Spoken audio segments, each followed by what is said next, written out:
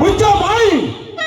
ಬಾಯಿ ಇರುವುದು ಅನ್ನ ತಿನ್ನುವುದಕ್ಕೆ ಹೊರತು ಯೋಚಿಗೆ ತಿನ್ನುವುದಕ್ಕಲ್ಲ. ಮನುಷ್ಯರಿಗೂ ಪ್ರಾಣಿಗೂ ಇರುವ ವ್ಯತ್ಯಾಸವನ್ನು ಅರಿಯದೆ ಬಾಯಿಗೆ ಬಂದಂತೆ ಮಗಳುವೆಯ. ಹೇ ಕಲ್ಪನೆ ಯಾರು? ನನ್ನ ಹೊಡಮುಟ್ಟಿದ ತಂಗಿ, ನಾನು ಅವಳಿಗೆ ಹಿರಿಯಣ್ಣ. ಇನ್ನೊಂದು ಸಾರಿ ಕನಸನಲ್ಲೂ ಸಹ ನನ್ನ ಒಡ ಹುಡುಗಿ ತಂಗಿ ಎಂದು ಊಹಿಸಿಕೊಳ್ಳಬೇಡ. ಅಪ್ಪ, ಅದಿರಲಿ, ಮೊದಲು ಈ ಫೋಟೋವನ್ನು ನೋಡಿ.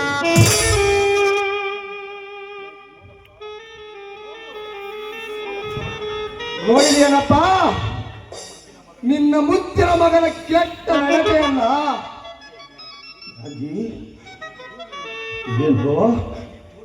ಏನು ಇದು? ಈ ಫೋಟೋದಲ್ಲಿ ನೀನು ಕಲ್ಪನೆ? ಏನು ಮಾತನಾಡೋ ಮಾತನಾಡೋ. ಅದು ಅದು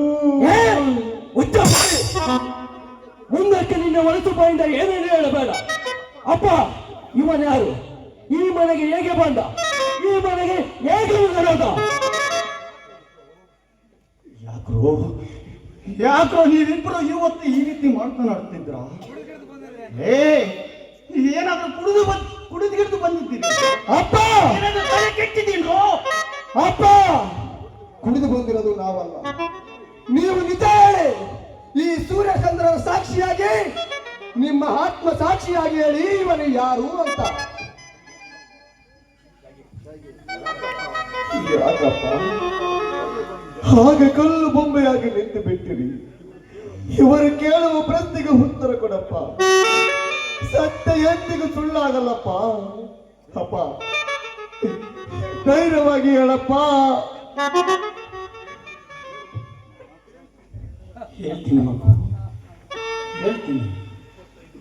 25 ವರ್ಷಗಳ ಕೆಳಗೆ ನಾನು ಕಾಡಿನ ದಾರಿಯಲ್ಲಿ ನಡೆದುಕೊಂಡು ಹೋಗುತ್ತಿದ್ದಾಗ ಆತ್ಮಹತ್ಯೆಗೆ ಪ್ರಯತ್ನಿಸುತ್ತಿದ್ದ ಲಕ್ಷ್ಮಿ ಎಂಬ ಹೆಣ್ಣನ್ನು, ತುಂಬು ಪ್ರಾಯದ ಹೆಣ್ಣು ಆತ್ಮಹತ್ಯೆಯ ಘೋರ ಕೃತ್ಯಕ್ಕೆ ಮುಂದಾಗಿರುವುದನ್ನು ಕಂಡು ಆತ್ಮಹತ್ಯೆಯ ಮಹಾಪಾಪವನ್ನು ನಾನು ಹುಟ್ಟಿದ್ದೇನೆ. ಆದರೆ ಹಾಗೆ ತನ್ನ ಜೀವನದಲ್ಲಿ ನಡೆದ ಕಷ್ಟಗಳಿಂದ ಬೇಸುತ್ತಿರುವುದಾಗಿ ಸಾವೊಂದೇ ನನಗೆ ಅಂತಿಮ ದಾರಿ ಎಂದು ತನ್ನ ಜೀವನದ ಕಥೆಯನ್ನೆಲ್ಲ ಹೇಳಿದರು. ನಾನು ಆಗ ಸಮಾಧಾನ ಪಡಿಸಿ, ನಾನು ನಿನ್ನನ್ನು ಕೈ ಹಿಡಿದು ಬಾಳು ಕೊಡುತ್ತೇನೆಂದು ಧೈರ್ಯ ಹೇಳಿ ಮನೆಗೆ ಕರೆತಂದೆ. ಕ್ರಮೇಣ ನಮ್ಮಿಬ್ಬರಲ್ಲಿ ಪ್ರೇಮ ಶುರುವಾಗಿ ದೈಹಿಕ ಸಂಪರ್ಕವು ನಡೆದು ಹೋಯಿತು. ಅದರ ಫಲವಾಗಿ 3 ತಿಂಗಳ ಗರ್ಭಿಣಿಯಾಗಿ ನಿಮ್ಮ ತಾಯಿ ನನ್ನ ಕೊರಳಿಗೆ ಮಾಂಗಲ್ಯ ಕಟ್ಟಿ ಸತಿಯಾಗಿ ಸ್ವೀಕರಿಸಿ ಎಂದು ಬೇಡಿಕೊಂಡೆ. ಆದರೆ ನಾನು ಮಾಂಗಲ್ಯ ಕಟ್ಟಿದ್ದರು ಪಂಚಭೂತಗಳ ಸಾಕ್ಷಿಯಾಗಿ, ಹೆತ್ತವರ ಸಾಕ್ಷಿಯಾಗಿ ಸತಿ ಎಂದು ಒಪ್ಪಿಕೊಂಡು ಹೋಗ್ತೇನೆ. ನೀನು ಭಯಪಡುವ ಅಗತ್ಯವಿಲ್ಲವೆಂದು ನನ್ನ ಮನಸ್ಸಾಕ್ಷಿಯಾಗಿ ನೀನು ನನ್ನ ಧರ್ಮ ಪತ್ನಿಯಿಂದ ಧೈರ್ಯ ಹೇಳಿದೆ.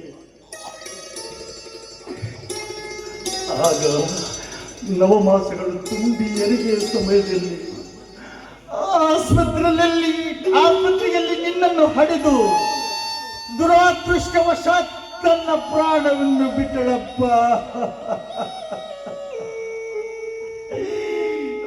ನನ್ನ ಪ್ರಾಣಕ್ಕಿಂತ ಹೆಚ್ಚಾಗಿ ಪ್ರೀತಿಸುತ್ತಿದ್ದ ಲಕ್ಷ್ಮಿಯಲ್ಲ ನನ್ನನ್ನು ಬಹು ದುಃಖಕ್ಕೆ ಹೇಳುವಳು. ಈ ಜೀವನವೇ ಸಾಕು ಪರಮಾತ್ಮ, ಅವಳೊಂದಿಗೆ ನಾನು ಕೂಡ ಹೊರಟು ಹೋಗಬೇಕು ಎಂದುಕೊಂಡೆ. ನಮ್ಮಿಬ್ಬರ ಪ್ರೇಮದ ಸಂಕೇತವಾಗಿ ನನ್ನ ಮಡಿಲಲ್ಲಿದ್ದ ಪುಟ್ಟ ಕಂದಮ್ಮನನ್ನು ಕಂಡು ಆ ಯೋಚನೆ ದೂರಾಯಿತು. ಮಕ್ಕಳೇ, ನನ್ನ ಪ್ರಥಮ ಪ್ರೇಮ ದೇವತೆ ಲಕ್ಷ್ಮಿಯ ಮಗನೇ, ಈ ತ್ಯಾಗಿ ನಂತರ ಹಿರಿಯನ ಒತ್ತಾಶೆಗೆ ಶಾಂತಿಯನ್ನು ಮದುವೆಯಾಗಿದೆ. ಶಾಂತಿಯ ಮಕ್ಕಳೇ ಸಂತೋಷ್, ಸಾಗರ್ ಮತ್ತು ಕಲ್ಪನಾ. ಮಕ್ಕಳೇ, ನಿಮ್ಮ ತಾಯಂದ್ರು ಬೇರೆಯಾದರೂ ನೀವೆಲ್ಲರೂ ಒಂದೇ ಬಳ್ಳಿಯವುಗಳ. ಯಾಕೆ ನನ್ನ ಮಗ ನಿಮ್ಮ ಹಿರಿಯಣ್ಣ ಇದೇ ನಡೆದ ನನ್ನ ಜೀವನದ ಸತ್ಯಗಿದ್ದನ. ಓಹೋ, ಇದೋ ನಿಮ್ಮ ಚರಿತ್ರೆ. ತನ್ನ ಪ್ರಾಯ ಹುಟ್ಟಿಯರಿತ್ತಿರುವಾಗ ಯಾವಳನ್ನು ಪ್ರೀತಿಸಿ ತನ್ನ ಆಸೆಯನ್ನು ಈಡೇರಿಸಿಕೊಂಡ. ಅವಳು ಮದುವೆಗಿಂತ ಮುಂಚೆ ಗರ್ಭವತಿಯಾಗಿ ಈ ತ್ಯಾಗಿಗೆ ಜನ್ಮ ನೀಡಿ ತನ್ನ ಪ್ರಾಣವನ್ನೇ ಕಳೆದುಕೊಂಡಳು. ಒಂದು ವೇಳೆ ಆ ಹೆಣ್ಣಿನ ಮೇಲೆ ನಿನಗೆ ಘನತೆ ಗೌರವವನ್ನು ದಿಕ್ಕಿದ್ರೆ ಆಕೆ ಕೊರಳಿಗೆ ತಾಳಿ ಯಾಕೆ ಕಟ್ಟಲಿಲ್ಲ? ಅದೊಂದೇ ನಾನು ಮಾಡಿದ ತಪ್ಪು. ಆ ಪರಿಸ್ಥಿತಿಯಲ್ಲಿ ನಾನು ತಾಳಿ ಕಟ್ಟಿದರೆ ಇಷ್ಟು ಆದಂತವಾಗುತ್ತಿರಲಿಲ್ಲ. ಸಮಯ ಜಾರಿ ಹೋದ ಪರಿಸ್ಥಿತಿಯಾಗಿ ಆಕೆ ತುಂಬ ಗರ್ಭಿಣಿಯಾಗಿ ಆಸ್ಪತ್ರೆಯಲ್ಲಿ ತೀರಿಕೊಂಡಳಪ್ಪ. ಅಪ್ಪ, ನಿನ್ನ ಜಗಕ್ಕೆ ತಡೆದುಕೊಳ್ಳಲಾರದೆ ಸಂಬಂಧ ಬೆಳೆಸಿದ ಮಾತ್ರ ಕೇವಲ ನಿನ್ನ ಮಗನಲ್ಲ, ಬೀದಿಯಲ್ಲಿ ಹುಟ್ಟಿದ ಮಗನನ್ನು ಮನೆಗೆ ಕರೆತಂದು ಮೋಸ ಮಾಡಿದೀಯಾ? ಸಾಗರ್, ಏನು ಬೇಕಾದರೂ ಹೊತ್ತು, ಆದರೆ ಸಮತಿಯ ಮಗ ಎನ್ನುವ ಪಟ್ಟ ಮಾತ್ರ ಕಟ್ಟಬೇಡ.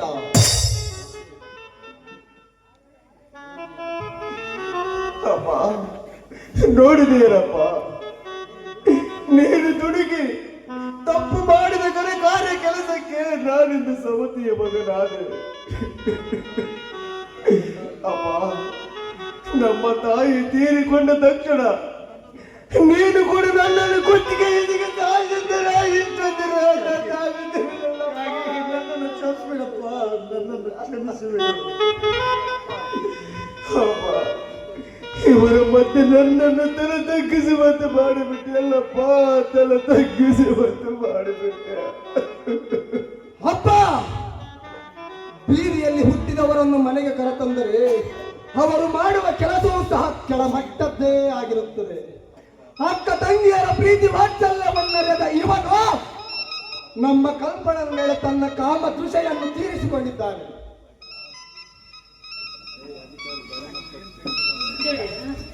ಏನು ಮಾತು ಅಂತ ಮಾತಾಡ್ತಾ ಇದ್ದೀರಣ್ಣ?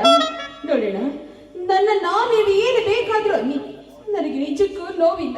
ಆದ್ರೆ ದೇವರಂತಿರುವ ಈ ನನ್ನ ಅಣ್ಣನಿಗೆ ದಯವಿಟ್ಟು ಅಂತ ಮಾತುಗಳನ್ನ ಮಾತ್ರ ಮಾತಾಡಬೇಡಿ ಅಣ್ಣ, ಮಾತಾಡಬೇಡಿ. ಮುಚ್ಚ ಬಾರಿ, ಮಾಡಬಾರದ ಕೆಲಸ ಮಾಡಿ ಇವನು ಪರಿವಹಿಸಿಕೊಂಡು ಮಾತನಾಡುವಯಾ? ಇಷ್ಟು ದಿನ ತಂಗಿ ಎಂದು ಸುಮ್ಮನಿದ್ದಕ್ಕೆ ಅಂತು ಮೀರಿ ನಡೆದುಕೊಂಡಿರುವೆ. ಅಪ್ಪ, ಈ ಮನೆ ಆಸ್ತಿಯನ್ನು ಒಡೆಯಲು ಸಂಚು ಹಾಕಿ ಇವನನ್ನು ಮನೆಗೆ ಕರೆತಂದಿರುವೆಯಾ?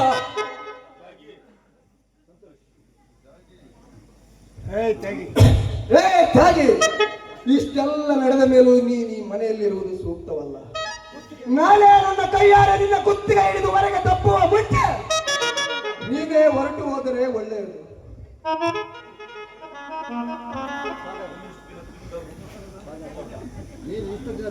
ನೀನು ಇಷ್ಟು ದಿನ ತಿಂದ ಊಟ ನಮ್ಮದು, ನೀನು ಹಾಕಿಕೊಂಡಿರೋ ಬಟ್ಟೆ ನಮ್ಮದು. ಅಪ್ಪ, ಇಷ್ಟೆಲ್ಲ ಈ ಪಾಪ ಕಣ್ಣುಗಳಿಂದ ನೋಡಿ ಈ ಕಿವಿಯಿಂದ ಕೇಳುವುದಕ್ಕಿಂತ ನಾನು ಈ ಮನೆಯಿಂದ ಹೊರಗೆ ಹೋಗುವುದೇ ಒಳ್ಳೆಯದಪ್ಪ, ಹೊರಗೆ ಹೋಗುವುದೇ ಒಳ್ಳೆಯದು. ಅಪ್ಪ, ಈ ಭೂಮಿಯ ಮೇಲೆ ಇಂತಹ ಭಾರವನ್ನು ನನ್ನ ನೆತ್ತಿಯ ಮೇಲೆ ಒತ್ತಿಕೊಂಡು ಬದುಕಿ ಬಾಳುವುದಕ್ಕಿಂತ ನಾನು ಸಾಯುವುದೇ ಮೇಲಪ್ಪ, ನಾನು ಸಾಯುವುದೇ ಮೇಲು.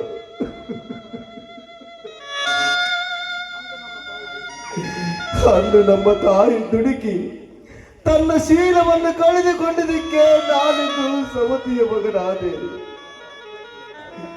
ಆ ತಾಯಿ ಹೆರಿಗೆಯ ಸಮಯದಲ್ಲಿ ಸಾಯುವುದಕ್ಕಿಂತ ನಾನು ಸಾಯಬಾರದಾಗಿದ್ದೇನಪ್ಪ, ನಾನು ಸಾಯಬಾರದಾಗಿದ್ದೆ.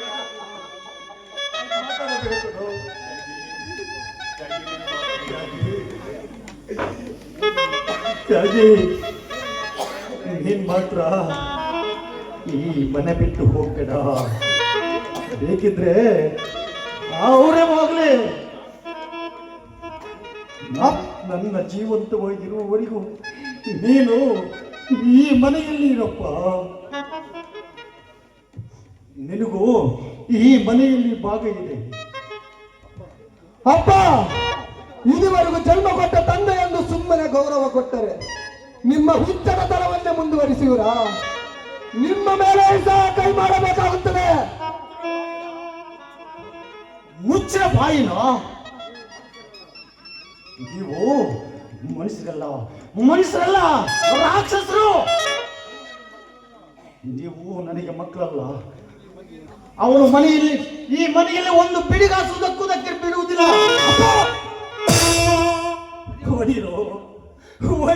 ಹೊಡಿದೆ ಸಾಕಿ ಬೆಳೆಸೋದಕ್ಕೆ ಏನ್ ಮಾಡ್ತಾರೆ? ಎತ್ತ ತಂದೆ ಮೇಲೆ ಜನರು ಕಟ್ಟ ತಂದೆ ಮೇಲೆ ಕೈ ಮಾಡಿವೆ. ಇದನ್ನು ಕೇಳುವುದಕ್ಕೆ ನೀನ್ಯಾರು?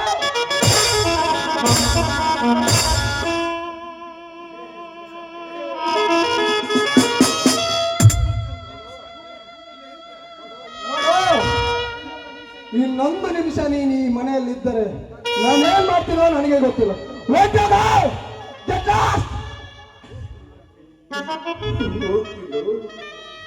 ಹೋಗ್ತೀನಿ. ನಿಮ್ಮ ತಾಯಿ ತೀರಿಕೊಂಡಾಗ ಹಿರಿಯ ಮಗನೇ ತಂದೆ ಸಮಾನ ಅಂತ ತಿಳಿದು ನಿಮ್ಮನ್ನು ತೊಟ್ಟಿಲಲ್ಲಿ ಇಟ್ಟು ಜೋಗುಳ ಮಾಡಿ ಬೆಳೆಸಿದೆ. ನನ್ನ ತಮ್ಮಂದಿರು ಸುಖವಾಗಿರಲಿ ಅಂತ ನಾನು ಎಲ್ಲಿಗೆ ಹೋದರೂ ನಿಮಗೆ ಹಣ್ಣು ಹಂಪಲು ತಂದುಕೊಟ್ಟು ಸಾಕಿ ಬೆಳೆಸಿದೆ.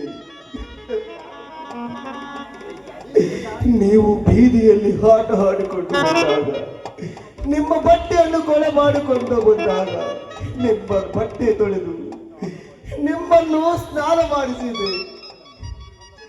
ನನ್ನ ತಮ್ಮಂದಿರು ಚೆನ್ನಾಗಿ ವಿದ್ಯಾಭ್ಯಾಸ ಮಾಡಲಿ ಅಂತ ನಾನು ಹೊಲದಲ್ಲಿ ಕಷ್ಟಪಟ್ಟು ದುಡಿದು ನಿಮಗೆ ಹಣ ಕೊಟ್ಟಿದ್ದೆ. ನೀವು ಕಾಲೇಜಿಗೆ ಹೋದಾಗ ಒಳ್ಳೆಯ ಅಡಿಗೆ ಮಾಡಿ ತರುತ್ತಿದ್ದೆ. ಕೊನೆ ಪಕ್ಷ ನಾನು ಕೂಲಿಯಾದ್ರೂ ಮಾಡಿ ಜೀವನ ಸಾಗಿಸ್ತೀನಿ. ನನ್ನ ತಮ್ಮಂದಿರು ಸುಖವಾಗಿರಲೆಂದು ಸಾಗಿದೆ. ಆದರೆ ನೀವು ಇಂಥ ಸ್ಥಿತಿಗೆ ಬರುತ್ತಾರಂತ ನನ್ನ ಕನಸಿನಲ್ಲಿಯೂ ನಾನು ಹೊಂದಿಕೊಂಡಿರಲಿಲ್ಲ.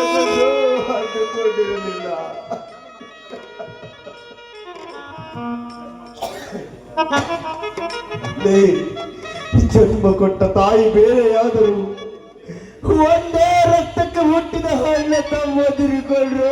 ಅಣ್ಣ ತಮ್ಮದಿರು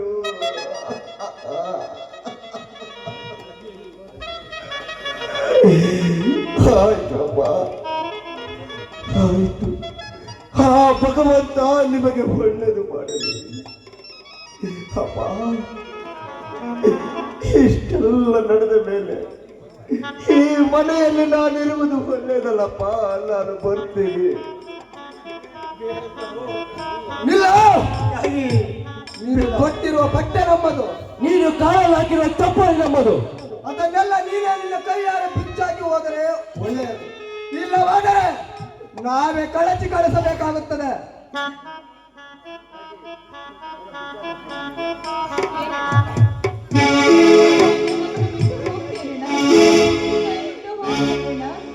ಈ ಜೀವನ ತಪೋವನ ಆನಂದದ ನಿವೇಶನ, ಮನದಲ್ಲಿ ಒಲವಿತರೆ ಈ ಬಾಳಿಗೆ ಬೆಲೆಯಲ್ಲಿದೆ. ಈ ಲೋಕ ಬಲೆಯಾದರೆ ಈ ಜೀವನ ತಪೋವನ ಆನಂದದ ನಿವೇಶನ,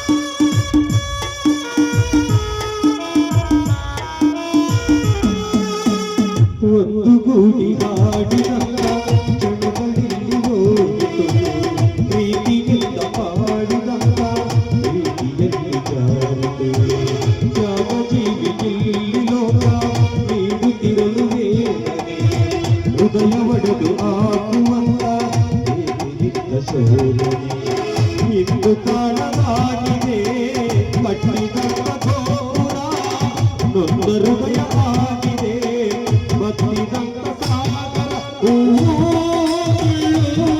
ನಾವು ಇರುವ ಜಗವೇ ಇದುವೇ ಈ ಜೀವನ ತಪೋವನ ಆನಂದದ ನಿವೇಶನ.